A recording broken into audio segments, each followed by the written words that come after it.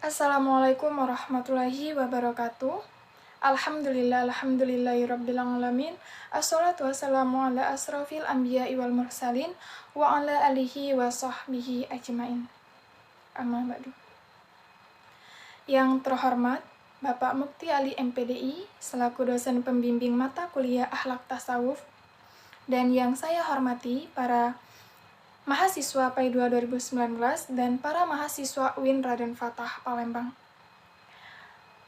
Baiklah, terlebih dahulu perkenalkan, nama saya Lydia Risna, NIM 1920202052. Saya dari kelompok 6, yaitu bersama rekan saya, Natasha Rindiani dan Jandika Nilam Anissa. Kami akan memaparkan makalah kami yang berjudul Kedudukan dan Tujuan Akhlak Tasawuf dalam Islam. Baiklah, kedudukan tasawuf dalam Islam. Keteladanan Rasulullah SAW mendapatkan penilaian super cum laude dari Allah SWT. Dengan tasawuf, keteladanan itu maka adalah target yang ingin dicapai atau setidaknya oleh dengan tasawuf dari keteladanan itu. Sufisme atau mistisisme Islam adalah suatu kegiatan ataupun pengalaman spiritual yang paralel dengan aliran utama kesadaran Islam. Dalam mazhab Sufi, mengatakan bahwa mistisisme adalah metode tertentu dalam penghampiran kepada realitas dengan memanfaatkan fakultas-fakultas spiritual, intuitif, dan emosional yang pada umumnya tidak aktif dan terpendam. Kemudian, Sufisme adalah bunga atau getah dari pohon Islam, atau bisa dikatakan sebagai permata di atas mahkota Islam. Berbicara tentang Sufisme, maka kita berbicara tentang tradisi Islam yang dalam dan universal. Kenyataan bahwa pada saat ini, di Barat banyak sekali perhatian yang tertuju kepada metafisika dan spiritualitas Timur. Apalagi di era sekarang ini adalah era modern yang mana sangat dibutuhkannya kebutuhan tasawuf. Karena para manusia di era sekarang ini sangat haus akan kebutuhan spiritual untuk memperoleh keyakinan. Oleh sebab itu, dalam tasawuf ditunjukkan tahapan-tahapan menuju kesempurnaan spiritual untuk mendapatkan kepastian itu berdasarkan kata-kata Al-Quran, yaitu sains atau ilmu mengenai kepastian, mata kepastian, dan kebenaran mengenai kepastian itu sendiri.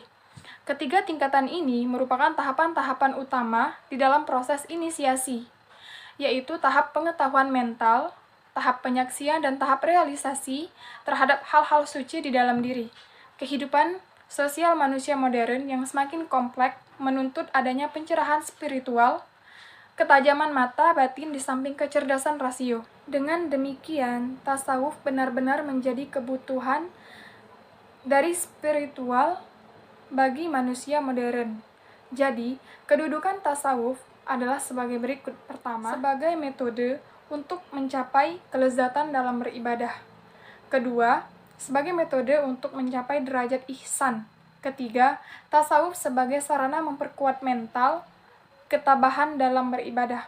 Keempat, sebagai landasan dalam mengaplikasikan rasa syukur, baik syukur secara lisan, tingkah laku, kemantapan hati dalam melaksanakan segala perintah Allah dan menjauhi segala larangan Allah SWT. Dan yang kelima, tasawuf sebagai ruang untuk menilai dan mempelajari serta menelaah kelemahan diri. Mengenai kedudukan tasawuf dalam Islam, ada beberapa pendapat yang tidak termasuk bagian dari integral dari ajaran Islam, dengan mengemukakan argumentasi sebagai berikut. Pertama, tidak terdapat satupun kata tasawuf dan sufi di dalam Al-Quran dan hadis. Kedua, banyak istilah tasawuf yang sering digunakan oleh sufi tidak ditemukan di dalam Al-Quran dan hadis. Ketiga, timbulnya istilah tasawuf dan sufi beserta dengan ajarannya yang baru dikenal pada abad ketiga Hijriyah. Dan yang keempat, ajaran tasawuf yang diamalkan oleh orang Islam mirip dengan ajaran mistik yang telah diamalkan oleh umat terdahulu. Ada juga yang tidak sependapat dengan keterangan di muka dan tetap menganggap bahwa tasawuf merupakan bagian dari ajaran Islam yang sama kedudukannya dengan akhlak, meskipun ada perbedaannya.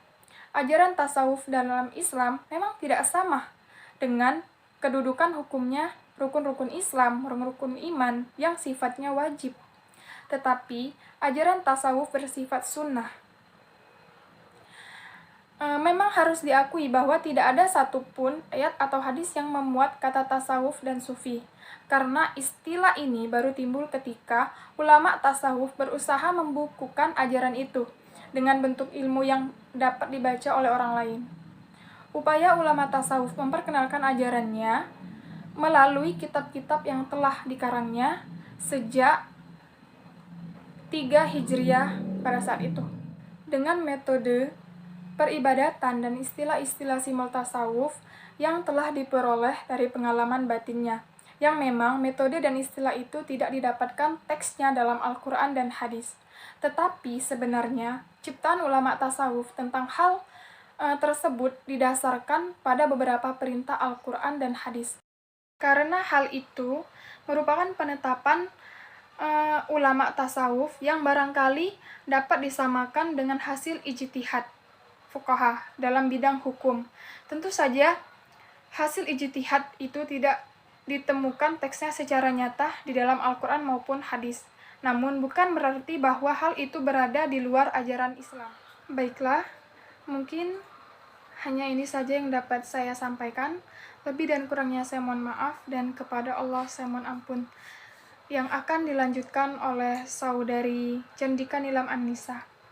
Dan saya akhiri dengan ucapan wassalamualaikum warahmatullahi wabarakatuh.